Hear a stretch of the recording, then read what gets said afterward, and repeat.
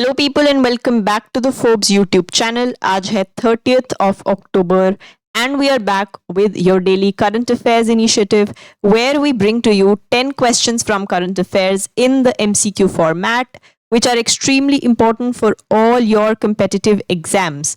So let's move to question 1 of the day. Recently, Aurangabad railway station in Maharashtra has been renamed as हाल ही में महाराष्ट्र के Aurangabad railway station का नाम बदलकर क्या कर दिया गया? Yesterday also we had a question from the same topic and the right answer we all know is Chhatrapati Sambhaji Nagar railway station और इस रेलवे स्टेशन के कोड पे हमारा प्रीवियस क्वेश्चन था। इसका कोड है CPSN. Moving on to question 2, at which event did Indian Grandmasters D. Gukesh and Divya Deshmukh win 2 gold medals each in 2025?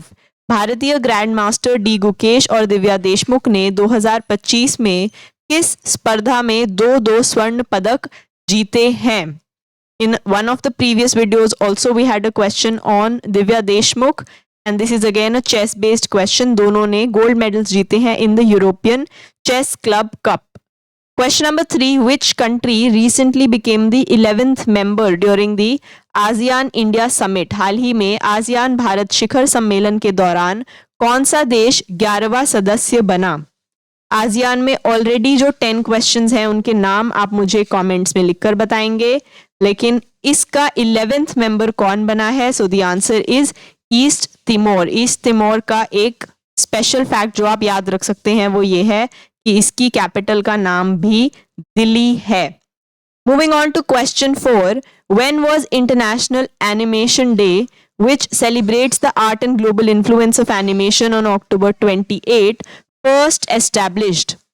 अंतर्राष्ट्रीय animation दिवस जो 28 अक्टूबर को एनिमेशन की कला और वैश्विक प्रभाव का जश्न मनाता है, पहली बार कब स्थापित किया गया था? So basically you can also remember from the question itself कि इंटरनेशनल एनिमेशन डे कब मनाया जाता है. So answer would be October 28 and first time established हुआ था ये 2002 में. Question 5, which country has successfully tested the nuclear powered Burevestnik cruise missile? किस देश ने परमाणु ऊर्जा संचालित ब्यूरेवेस्टनिक क्रूज मिसाइल का सफलतापूर्वक परीक्षण किया है? From the name itself, I think we can guess the answer here. ऐसे जो एस्टनिक वेस्टनिक टाइप के जो एंडिंग्स हैं वो हमें देखने को मिल रहे हैं इन द रशिया यूक्रेन वाला होल सिनेरियो, इसलिए Russia was a good guess here only from the given options. हालांकि अगर ऑप्शंस में यूक्रेन भी होता then the guess work would have been difficult. Moving to question 6, the Indian Army commemorated which edition of Infantry Day in 2025?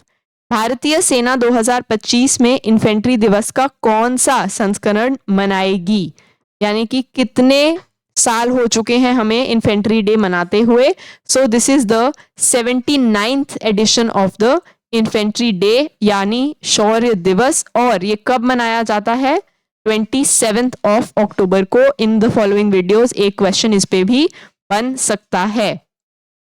Question 7, which country launched the world's first yen pegged stable coin? किस देश ने दुनिया का पहला yen pegged stable coin launch किया है? I think अगर हमें ये पता हो कि येन किसकी करेंसी है then the answer can be closer. So the answer is Japan. और हमें ये भी पता होना चाहिए कि स्टेबल कॉइन क्या है. सो स्टेबल कॉइन बेसिकली एक क्रिप्टो करेंसी है. If it's a crypto currency तो उसका एक अलग नाम क्यों है? Because instead of being a simple crypto coin it is a stable coin. अब नाम में स्टेबल इसलिए आ रहा है क्योंकि अनलाइक अदर क्रिप्टो करेंसीज जिनका रेट जो है वो उनकी डिमांड या बायर्स के नंबर पे डिपेंड करता है, उनका जो वैल्यू है वो उनकी डिमांड पर डिपेंड करता है. जैसे क्रिप्टो में अगर आप एथीरियम कॉइन देखते हैं तो उसका जो रेट है वो चेंज होते रहता है according to the demand from the buyers. लेकिन स्टेबल कॉइन में the value is relative to a very specified asset और अ पूल ऑफ एसेट्स, और यहाँ पर इन दिस गिवन क्वेश्चन इसको पेग कर दिया गया है, यानी कि relative कर दिया गया है to the Japanese currency yen. Question 8. What is the total amount sanctioned by World Bank for Kerala Health System Improvement Program? Kerala स्वास्थ्य प्रणाली सुधार कार्यक्रम के लिए विश्व बैंक द्वारा स्वीकृत कुल राशि कितनी है? A very factual question. Factual question को याद रखने का एक ही तरीका है and that is revision. So the right answer for this particular question is $280 million. Question 9. Which Hong Kong based startup is launching the world's first 3D wind data satellite network? Hong Kong स्थित कौन सा startup दुनिया का पहला 3D पवन data उपग्रह network launch कर रहा है? यानी कि 3D डेटा होगा on your wind. 3D wind data satellite network. It is being launched by Stellaris Technology. यहाँ पे जो गिवन ऑप्शंस हैं उसमें से भी एक टेक्निक हम लगा सकते हैं, एक ट्रिक हम देख सकते हैं. ट्रिक ये है कि the other 3 options are actually known options. They are famous options. यानी इंस्टेड जो Stellaris Technology है ये नाम बहुत ही यूनिक नाम है. So wherever we see unique names usually those are the right options.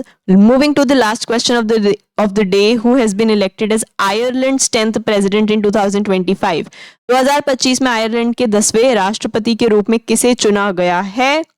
Sometimes जो रीसेंट इलेक्शंस होते हैं उससे भी क्वेश्चंस देखने को मिल जाते हैं इन दी world order. So the right answer here is Catherine Connolly. And with these, we finish our 10 questions of the day. If you liked the video, then please subscribe to our channel and follow us on all our social media channels for e-PDFs, e-books, and lots of daily updates for free. You have to join our Telegram. The link is in description. Thank you. Bye-bye and keep learning.